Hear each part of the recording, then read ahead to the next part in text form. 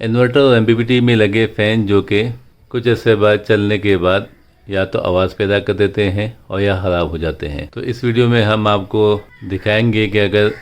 आपके एमपीपीटी या इन्वर्टर में लगे फ़ैन्स जो कि अगर आवाज़ पैदा करें तो उसको हम ठीक कैसे कर सकते हैं, और अगर वो बिल्कुल ही ख़राब हो जाए तो हम उसे चेंज कैसे करेंगे। क्योंकि जो ये लोकल एमपीपीटीज़ जो हैं ये इस तरीके से डिज़ाइन होते हैं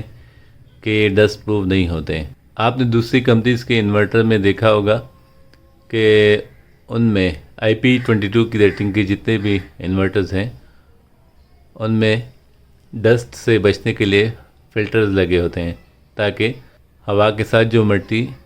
इन्वर्टर के अंदर दाखिल होती है